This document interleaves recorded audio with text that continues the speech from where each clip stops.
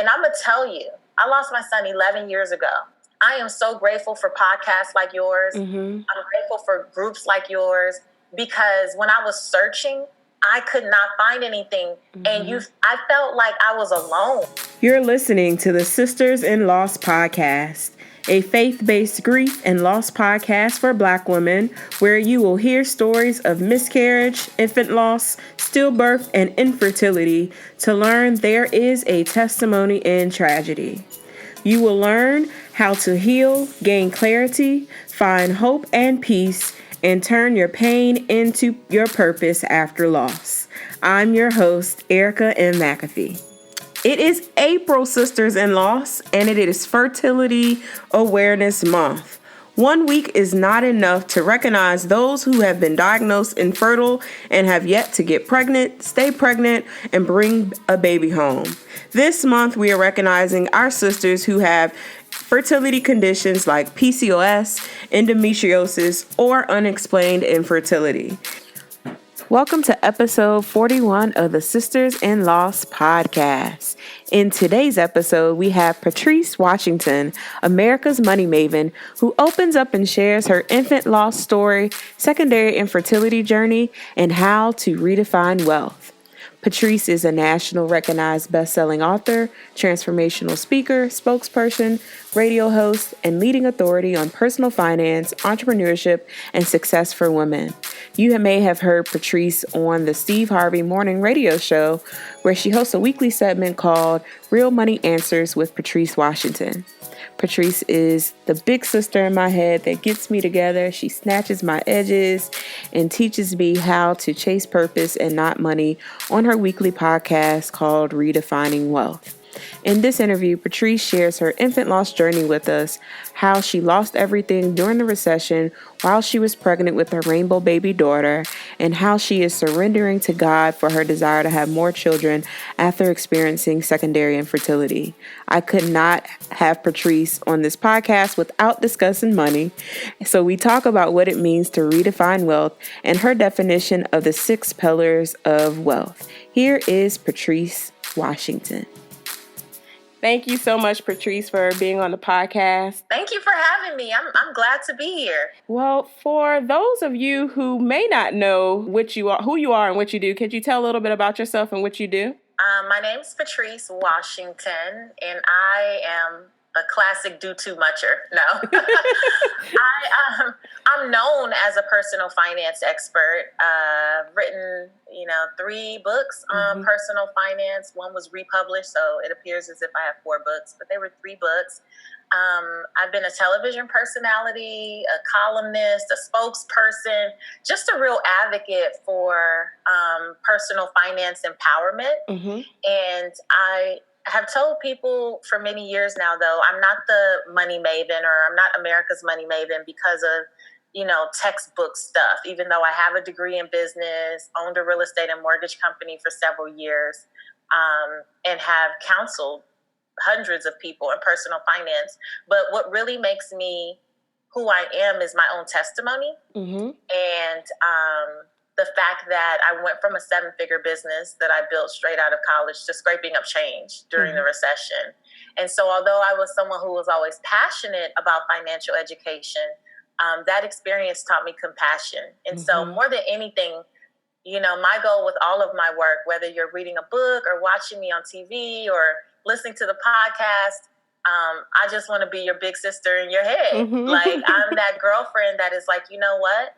No matter what you've been through with financial loss or, financial failure, you can rebound and you can be restored, and you can be better than you were before. And so I live my life with the mission of really just being transparent and bold enough to share my story in the hopes that it'll help other people live their life's purpose, and know that they can chase purpose and not chase money, and still, have wealth and still have well-being, because wealth was never about, not that it's never, but money and material possessions is only one piece. Right. It's really about well-being and fulfillment. And so everything that I do, if you ever see my name on it, it's because I want to drive home that message, and I want people to be whole and not think that money is the answer and the end all be all, because it's not. So right. That's who I am in my core. And I'm a wife and a mother. Mm-hmm. My two most important jobs. That's me. Awesome. And I love the part that you said that you are here to be transparent, to tell your story, to share your journey so others can heal. And that's really all this podcast is about. It's about storytelling of loss and infertility journeys. And in April, deeming it as Sisters in Loss Infertility Awareness Month, because I want to highlight and share stories of infertility. And when you shared in your most recent podcast, your Surrender podcast, girl, I was like, Patrice is my big sister. Like, when you shared in that Surrender podcast, I was just like, this is confirmation that I know that she has a story that can heal some other women who are going through something similar. So could you take us back on your loss journey? Tell us about your loss and then go into your journey with secondary infertility. Yeah. So it's funny. For many years, I never really shared openly about my loss. And when I talk about going through that difficult season of, losing everything and having to start over, one of the pieces that I tell is that there was a point when I was in the hospital waiting to have my daughter.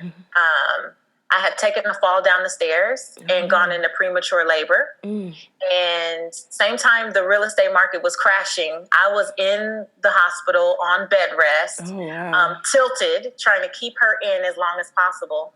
And I was freaking out, Erica, because I'm looking at the news every day. I have nothing else to do. I'm in the hospital for several weeks, and I'm looking at the news and I'm seeing banks close down left and right that my business is built on working with. And so my business was crumbling, and I'm in the hospital. And for the first time, I felt like completely out of control. And if you are a control freak, then you know what I'm saying. Like when you can't do anything, you're not being helpful to anyone. But being the one that people always came to was the strong woman.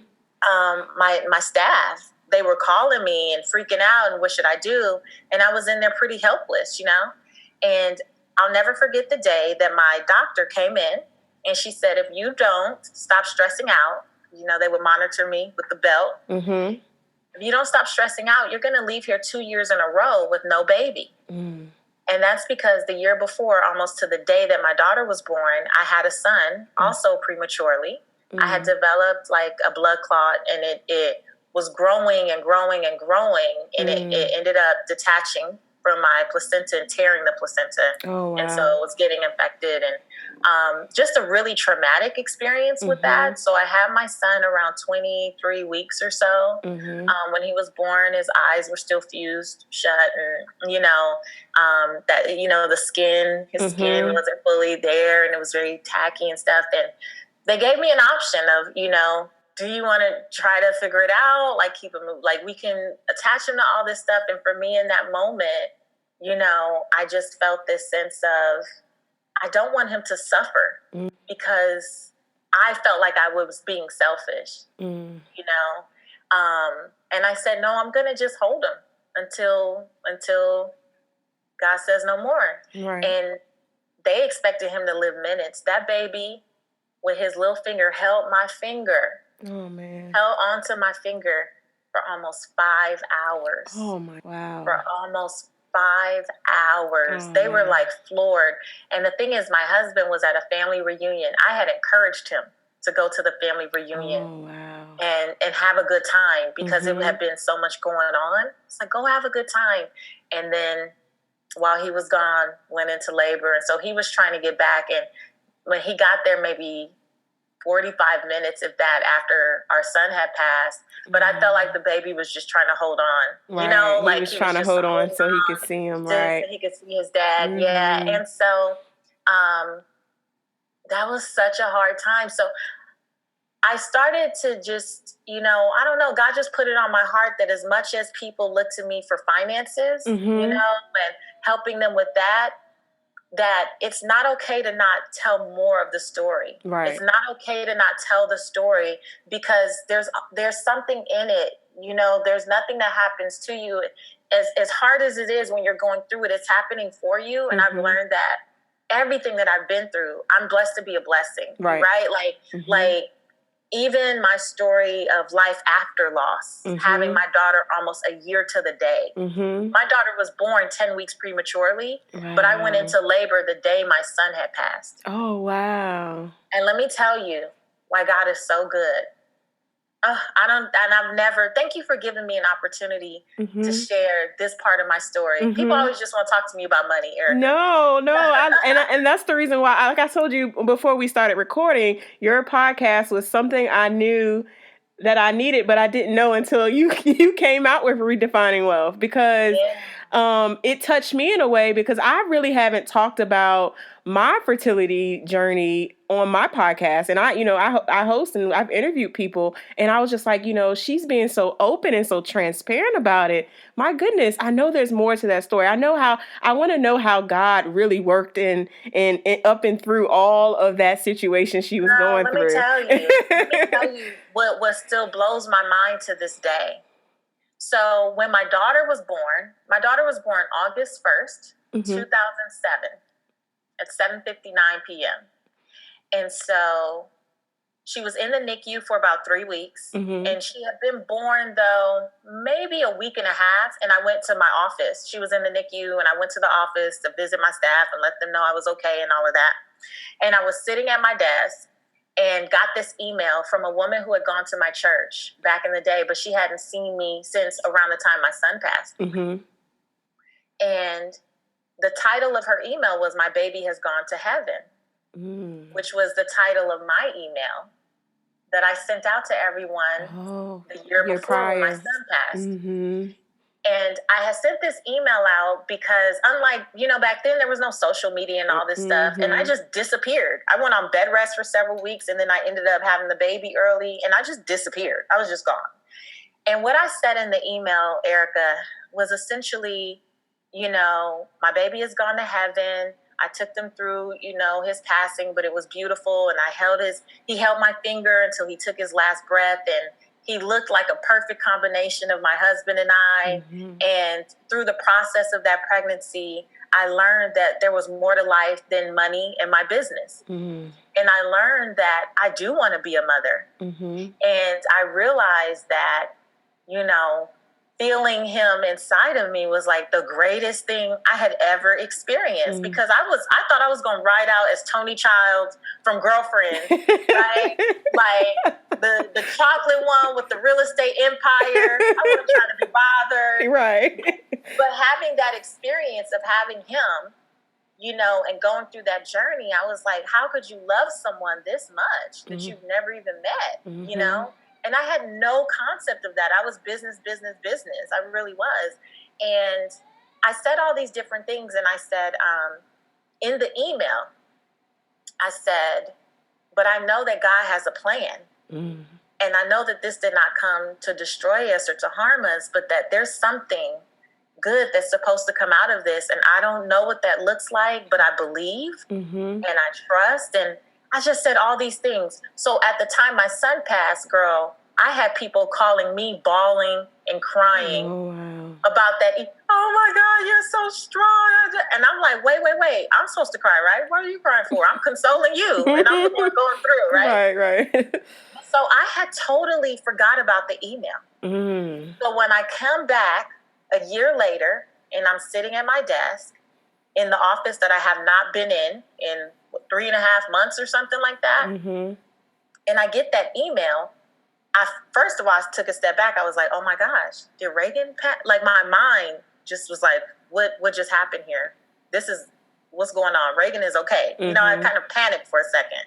And then I opened it and the woman was saying, I've been praying for you since you sent this email. Wow. And she said, I know I haven't seen you. I know I haven't talked to you, because I had switched churches and everything. She was like, I know I haven't seen you. I haven't talked to you, but I've carried you and Gerald, my husband, in my spirit. And I'm thinking about you, and just hold on and know that God is going to do something great. So she had no idea that I had just had a baby the week before, girl. Wow. And my baby was 10 weeks premature. Understand? Reagan was 10 weeks premature. So Erica, I scroll down and I read the original email. And when was that email sent? August 1st, 2006 at 6:59 p.m. Wow, Patrice. They want nothing but God. Wow. You can't tell me that wasn't God. Mm-mm. And so what I really just want to share is that, when I lost my son, no, I didn't understand. Mm-hmm. I couldn't understand. I was perfectly healthy. I had just been approved for $1 million life insurance policy. And, they take you through a ringer, Mm-hmm. for that type of policy. And I just couldn't understand. But I just tried to hold on to this idea that there was some purpose in this, and I don't get it. Mm-hmm. God, I'm not really cool with this, but I trust you. Mm-hmm. And I know that you know better than I do, and I'm just going to try to accept. And at the time I was joining like these different sites that had like recovery groups, if you will, mm-hmm. like helping you get through. And I was running into so many people who were so dark. Mm-hmm. They were so bitter, mm-hmm. and they were so upset. And I could identify with why they were upset, but I couldn't identify with the resentment, like how heavy it was. And mm-hmm. people saying, well, I hate God, and God, there's no God if he would do this and all this stuff. And I was like, whoa, you got to get out of here. This is not for you. Ain't for you. Like, I tried to encourage people, yeah. Then they would try to argue with me. And I'm like, girl, listen, I'm grieving too. I can't play with you. Right. Like, but it was very difficult. It was very difficult. But I held on to, and I would just keep telling myself, like, there's got to be something. There's got to be something to this. Like, there's got to be something to this. I don't know. Mm-hmm. And when my daughter was 2 years old, we were at the dinner table one night, and she says to my husband and I, my little big brother told me to come. And we were like, what are you talking about? I've never shared this outside of people who know us personally. Wow. He says, my little big brother told me to come. And we were like, no, when mommy has a baby, that'll just be your little brother, not your little big brother. Mm-hmm. He's like, no, I already, like, we talked. She was so adamant. Wow. She's like, no, he told me to save you. And she pointed to me and her dad. He told me to save you. Mm. And the truth of the matter is, my husband and I were not in a good place when I got pregnant with my baby, mm-hmm. with my first child, mm-hmm. with my son. And I had already been making up in my mind that, look, I'm going to have this baby, and then I'm going to tell him to kick rocks, and mm-hmm. we're going to be done. And I could be, because, I had a 7-figure business. I was doing really well. I was like, I could raise a baby by myself. Mm-hmm. And my mom was a single mom, and my grandma was a single mom. Mm-hmm. And I was like all pumped up on this idea of like, I could do it by myself. Mm-hmm. And I really believe that my daughter, first of all, that my son passed, my husband and I ended up going to grief counseling together. Mm-hmm. And doing the grief counseling together just took us down another path to couples counseling. Mm-hmm. And we had just this level of intimacy that was so much greater mm-hmm. than even before. Right. And then, my daughter, I really do believe, she helped save us. Like, I really believe that my son passing is what helped my husband and I finally go to counseling, mm-hmm. because we needed to well before. And then it just kind of all came together. So as much as I it's one of those things you don't know, but mm-hmm. I've chosen to believe the best. Mm-hmm. I've just chosen to believe the best. And since my daughter, we've still desired to have a boy. That's mm-hmm. still been the desire of our heart. And it's been 10 years now. Mm-hmm. And I've never been pregnant again. We've done everything. We've taken tests. We've done this. We've done that. And it hasn't happened again. But I still choose to lean on the same faith that I did then, mm-hmm. that there's something else at work. And I just have to trust and believe in whatever this looks like. And so that's what the podcast episode was about. Mm-hmm. Me mentioning that was surrendering to this idea that anything has to look exactly how I want it to look. Mm-hmm. What if that's not it? Mm-hmm.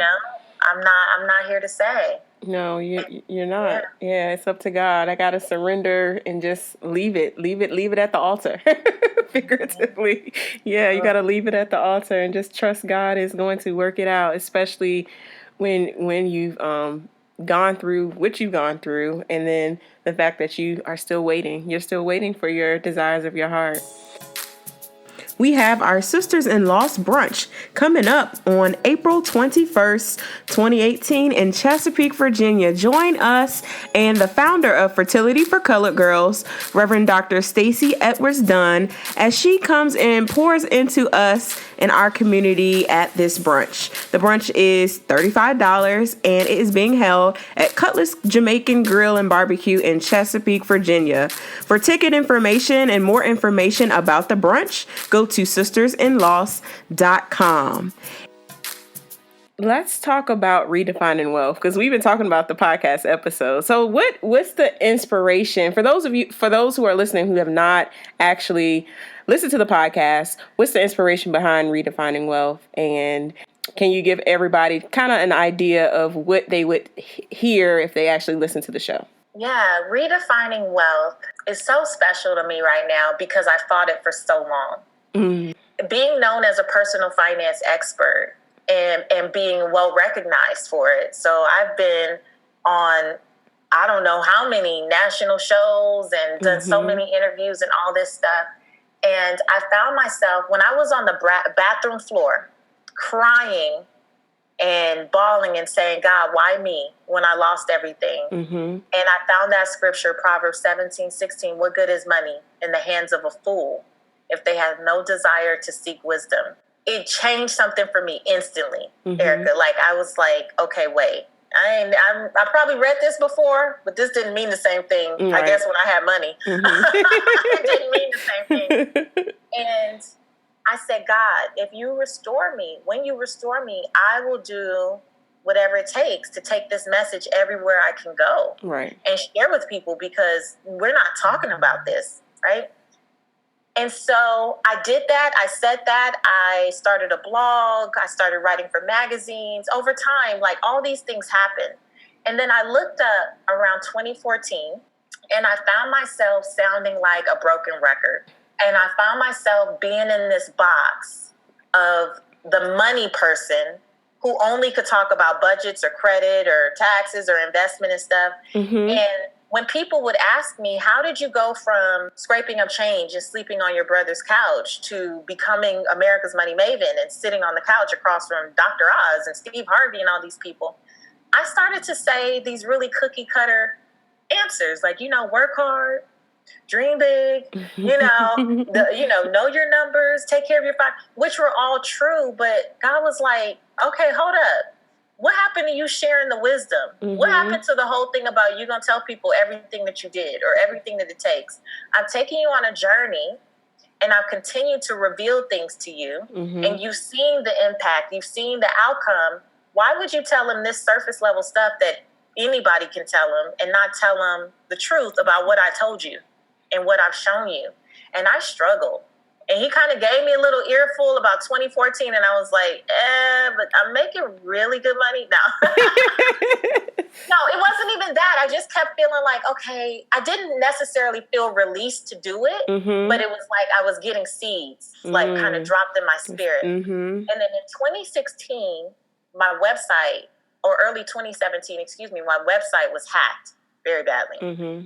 And there was a lot of things going on, and we couldn't recover pages of the website. And there were all these things. And I just felt like this is the time. And what I heard in my spirit is, one, it was time to get out of the box. But two, don't worry about what other people think or how they'll receive it or if they'll okay it. I have been invited back to the same shows to do the same stuff. I was a regular on a lot of different things. And it was like, if I say I don't want to say that anymore and I don't want to talk about that because that's not the full truth, will they accept it? And I had to give myself permission and say, I really don't care if they accept it or not. This is what God is calling me to do. And so with Redefining Wealth, over a period of time, I started to just assess over the last several years, what are the habits? What are the behaviors?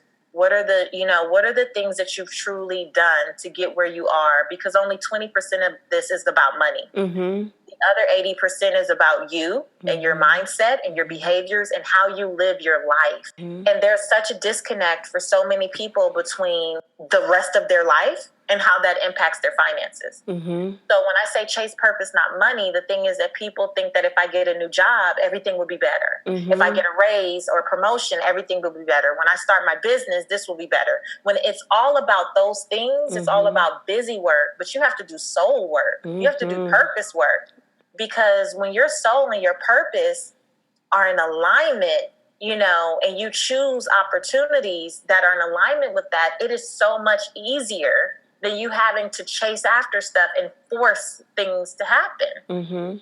You don't have to force anything. Everything is already here. It's at your disposal, but you can't even see it because you're focused on the wrong stuff. And so there's 6 pillars of wealth. The first one is fit, about, you know, if God gave you a vision, you have to protect the vessel needed to execute the vision. You can't treat yourself poorly and then talk about, I want to see the world. Well, you're not breathing around your apartment. You huffing and puffing. So you got to take care of yourself, you know? You know? That also includes mental fitness. You know, second pillar is about people and creating relationships that matter, and how do you treat people, and knowing that there's always someone watching you who has the power to bless you. So we want to make sure that we're always showing up, especially in this day and age where people think that you can have a fake persona online and then be something totally different offline. No, those things have to line up. They have to line up. If they don't line up, you'll see the people where they might have a lot of followers, but they are completely unfulfilled and miserable. And so I always say I have no desire to be a public success and a personal failure. That's not the goal. It's to be a success in both areas, you know? And so I teach a lot around those things, and I try to bring guests on that talk about that. Space, setting up your life to support you, understanding the role that clutter has in keeping you from your clarity.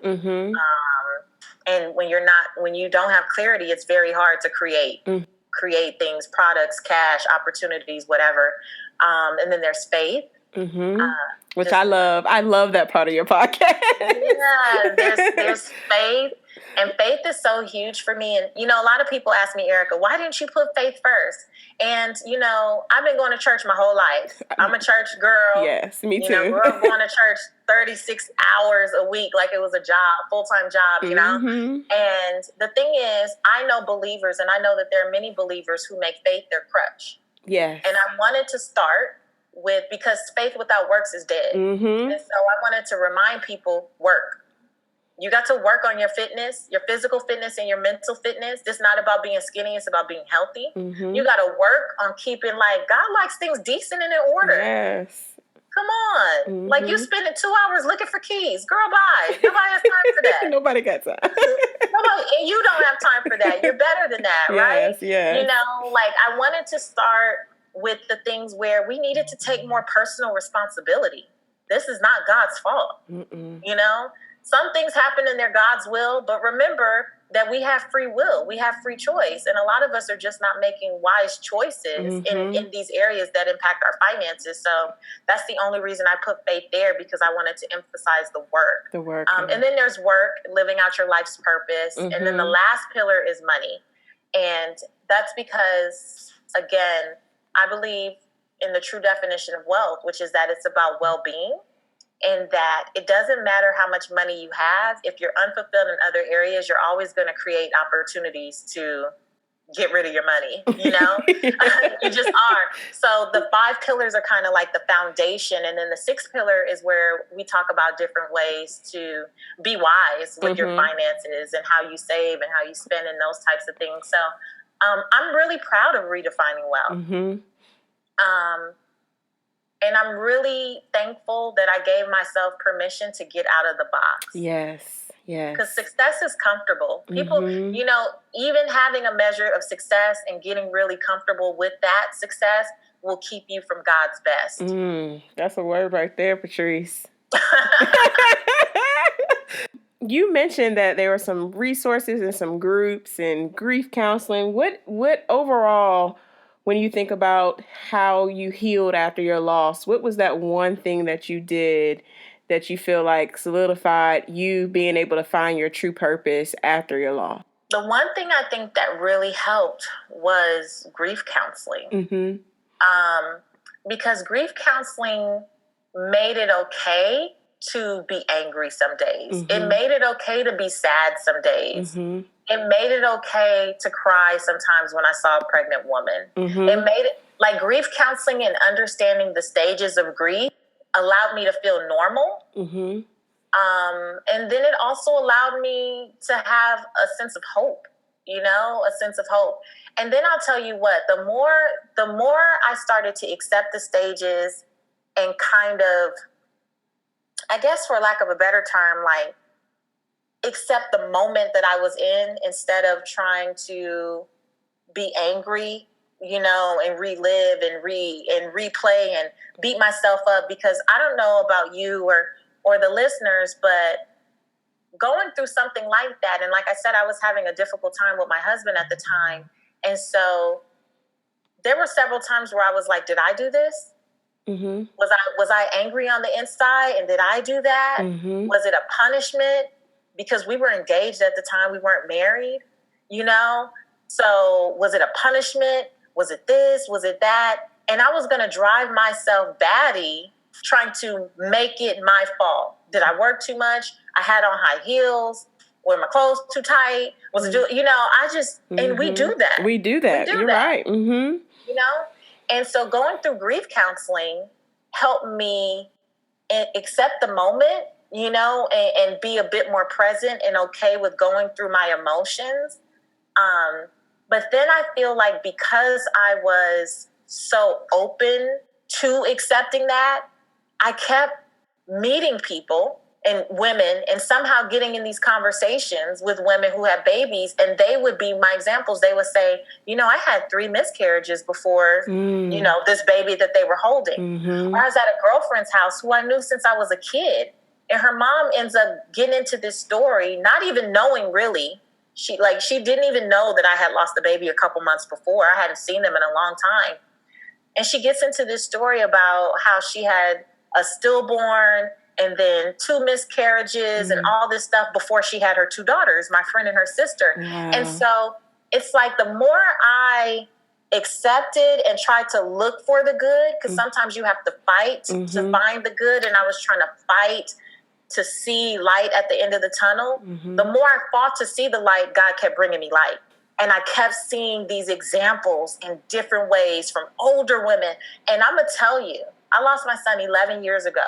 I am so grateful for podcasts like yours. I'm grateful for groups like yours, because when I was searching, I could not find anything. And I felt like I was alone. I felt like people didn't understand. And people would say such insensitive things to my husband, like it wasn't his child. They're like, well, you could do it again. You're young. Or what? He's like, this man was anticipating having his first son. You can't tell him to get over it, or it wasn't his body, or this or that. It's like, who does that? Yeah. But people, ironically, are bold enough to do it. And so the more we look to examples, we just stayed in that place, and we were not intentionally planning to have my daughter. I had just been through something traumatic. Right. I wasn't like, let's do it again, sign me up again. Right. But when I conceived her, I knew it. Right. I knew it before a test could tell me. I felt it in my spirit. And it took like 3 weeks before a test could confirm it. But I knew it. It was, I don't know, I knew it. Like, I was like, no wine for you. No, you can't have that. Yeah. I felt it in my spirit. And so, but what really helped us move on was fighting. Yeah. Fighting together. To see the good, because it's easy to go either way. It is. And statistics say that most couples who have had a child loss, they end up in divorce. So you have to fight for it. You're right. Patrice, my last question for you is, what encouragement can you give the mom out there who's looking to try again after being diagnosed infertile? Here's what I have to tell myself. Okay.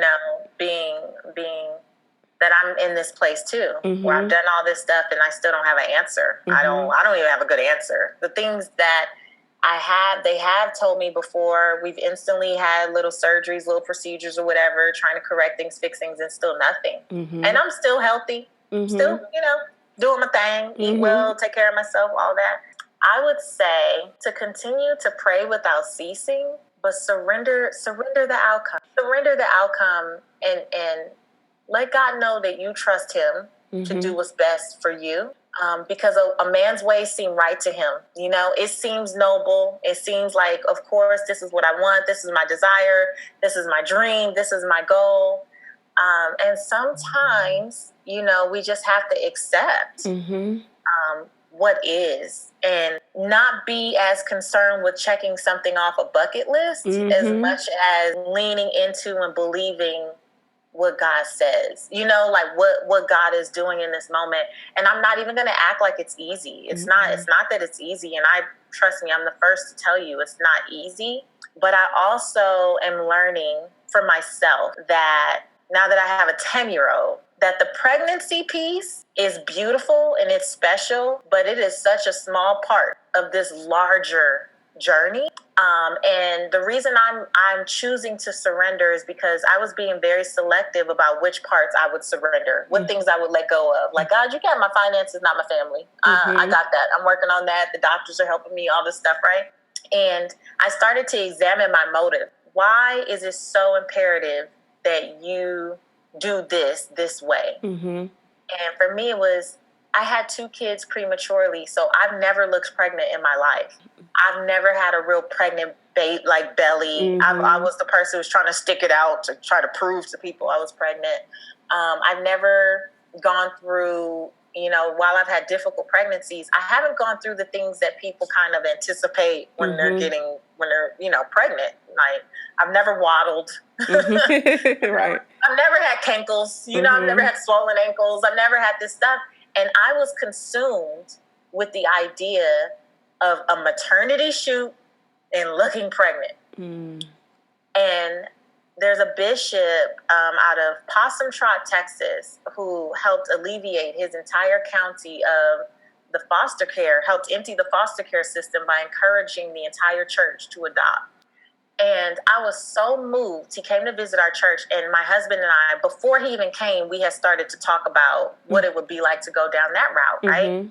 And then a couple weeks later, this pastor comes, and they're showing on the screen these families, who have taken multiple children in. Erica and this woman is talking about, we don't have much. We don't have a big home.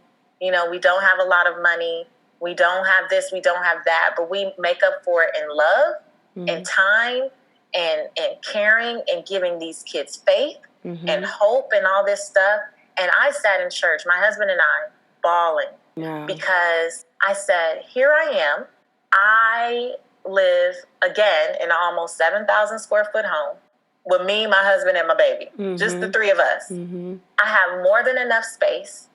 I have more than enough resources.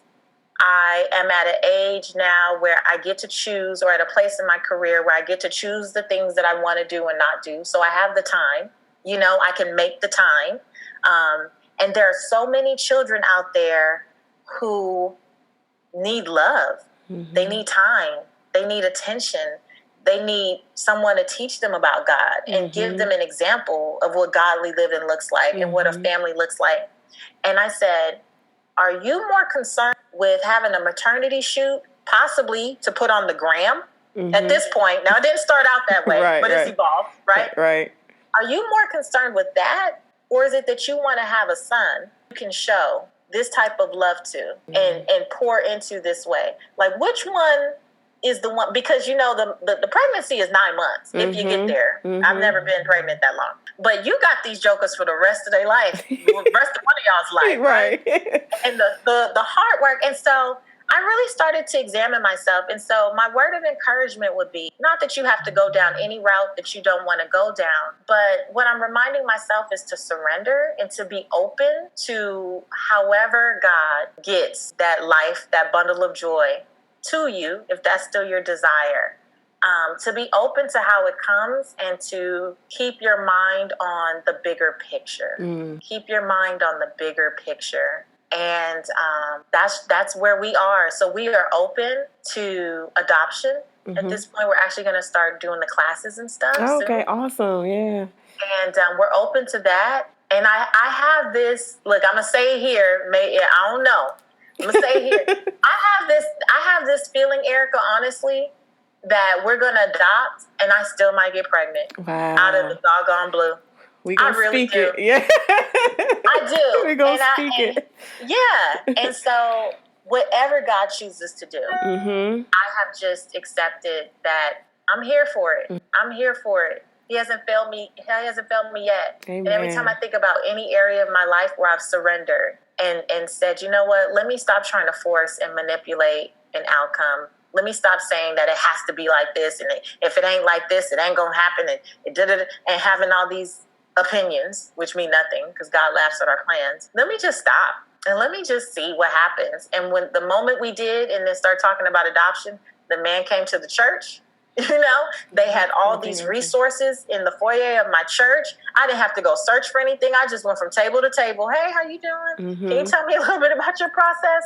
And it just came. Again, it was attractive. Wow. It was attractive. So I hope I answered it. No, you did. No, that's awesome. That's awesome that you and your husband are considering adoption. My husband and I are as well. So we are, yeah, we're considering it as well. Something that we've been praying about for the last year. So we're ready to move forward as well to start taking classes and go through that process. Oh, wow. Awesome. Well, you have a sister in California. Yes. You might be on a similar journey. Yes, ma'am. And that's the thing, too, is finding someone you can align with that's just as hopeful. Mm-hmm.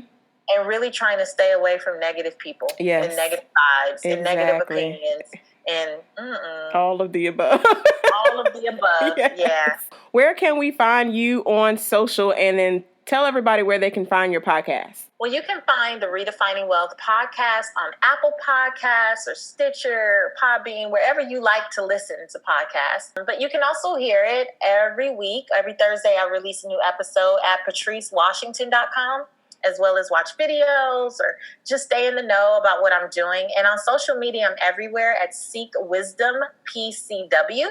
Seek Wisdom PCW. That's on Instagram, Twitter, and on Facebook. Thank you so much, Patrice, for being on the podcast and sharing your story. It is such a blessing. And like I told you before, you are definitely my big sister in my head. And I'm so happy that we were able to connect. I am too. And I have to thank you again for one, having this platform, mm-hmm. because again, I wish I could have found something like this back then. One, having the platform, but two, inviting me to just share another piece of the testimony and a piece of the journey, because I'm really aware that it's not about me, that everything that I've been through, that I believe that God wants to use these experiences to bless other people. And so I just hope that if one woman is blessed or finds hope or can fight for the light at the end of the tunnel or can surrender or whatever, just thank you for giving me the platform, because she wouldn't have come to a business blog mm-hmm. or a business podcast, but she showed up here. Mm-hmm. And so I'm down to be used wherever God's fit. And so thank you for not putting me in the box, but seeing the bigger picture of just who I am as a woman. So awesome. Thank you. No problem. Thank you so much. Thank you so much for listening to today's episode. I pray that this show was inspirational and a blessing to you. For show notes, visit ericamcafee.com/podcast. Please join us in our offline discussions in our private Facebook group by going to sistersinloss.com. If you're listening in Apple Podcasts, please rate and subscribe to us and leave us a 5-star review. I pray that you all have a blessed week. Keep the faith, and I'll talk to you next Wednesday.